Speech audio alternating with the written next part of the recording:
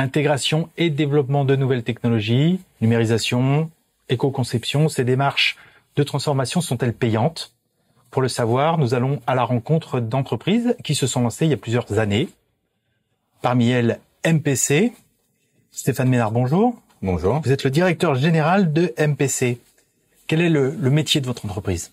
Alors le métier initial de l'entreprise était l'analyse de l'eau.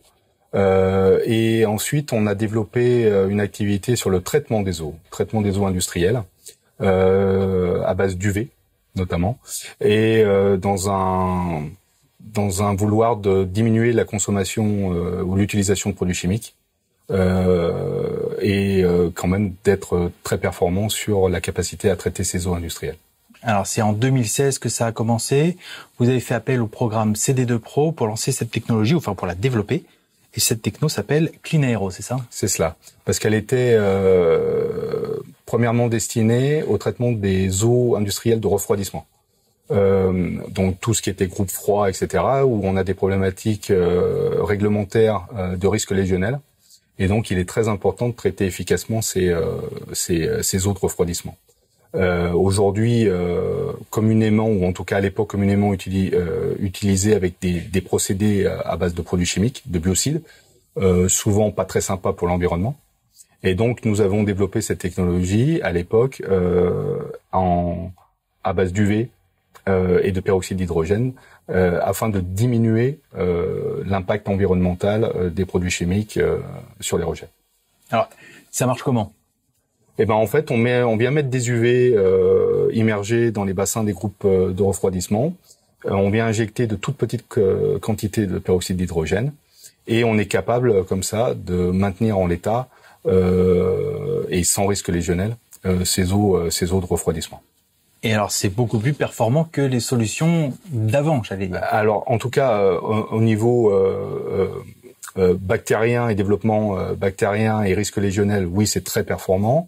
Bien sûr, il faut toujours quelques à côté sur les risques hauts tels que la corrosion, des choses comme ça.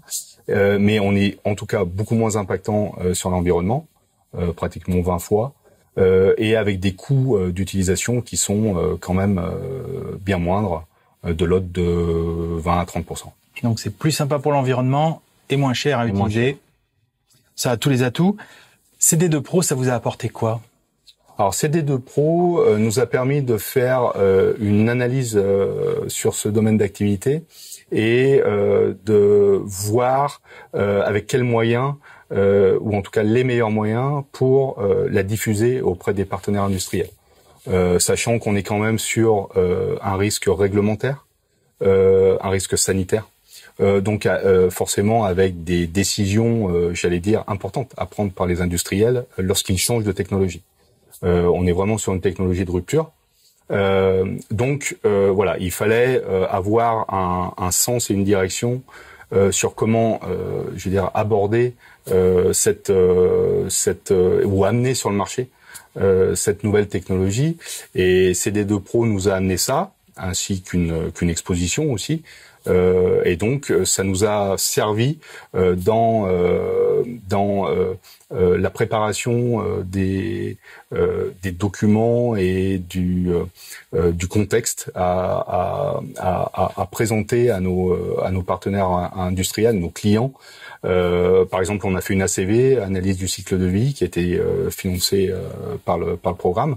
Et donc ça nous a permis d'avoir des documents qui, notamment auprès des grands groupes, peut faire la différence, parce qu'aujourd'hui, tous les grands groupes sont fortement, en tout cas, ou doivent être en corrélation avec tout ce qui est impact environnemental et risques sanitaires et voilà, utilisation des produits chimiques, consommation d'eau, etc., etc. Ils sont exigeants sur ce domaine-là. Aujourd'hui, la techno, elle est industrialisée, elle est installée dans les entreprises. Oui, tout à fait. Elle est installée sur de nombreux sites industriels, quelques grands groupes.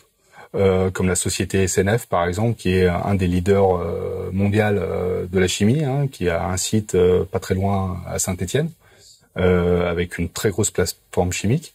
On l'a aussi en application sur des data centers. Donc ça, ça a été un développement très intéressant. puisque ces data centers sont souvent à l'intérieur d'agglomérations ou de villes, et où là le rejet industriel est aussi très important, et où on doit effectivement à la fois minimiser la consommation d'eau et aussi être le moins impactant en produits chimiques sur les rejets industriels. Réduire l'impact.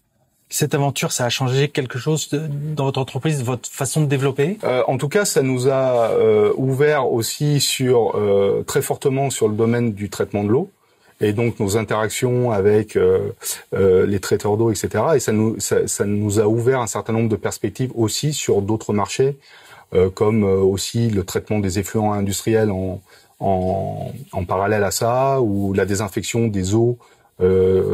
Tout simplement parce que cette technologie, à la base, nous permet aussi d'être pertinent sur d'autres axes de l'utilisation de l'eau dans le domaine industriel. Néanmoins, nous restons cantonnés dans le domaine industriel, c'est-à-dire que nous n'allons pas sur tout ce qui est municipalité ou le réseau public. d'eau, quoi. Voilà, c'est ça.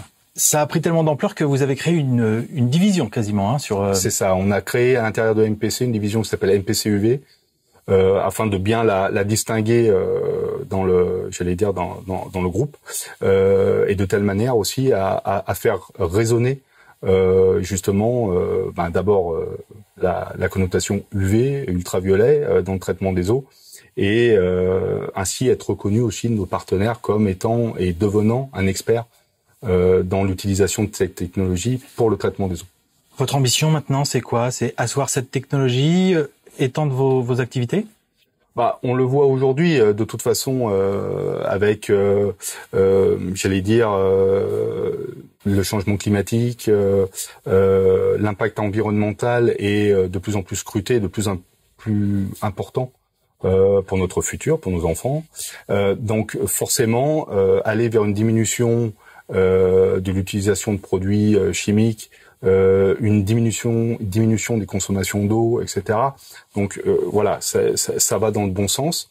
Et tant et si bien que le domaine de l'eau pour MPC est très important. Et donc, en parallèle à ça, on a récemment fait une acquisition sur une société qui fait de l'analyse de l'eau industrielle et du contrôle d'eau industrielle, ce qui nous permet de nous rapprocher des traiteurs d'eau, qui sont les principaux acteurs sur, par exemple, le traitement des eaux de refroidissement ou des eaux de chaudière, des choses comme ça, et ainsi avoir encore plus d'impact, ou en tout cas accentuer notre présence sur ce domaine-là, et pouvoir ainsi nous développer dans le domaine à la fois de l'analyse et aussi du traitement des eaux industrielles. Donc à partir du développement d'une technologie, augmenter le range de l'entreprise, aller vraiment depuis le début de l'analyse jusqu'à la fin du traitement. C'est ça, c'est ça. Merci beaucoup Stéphane Ménard. Merci à vous.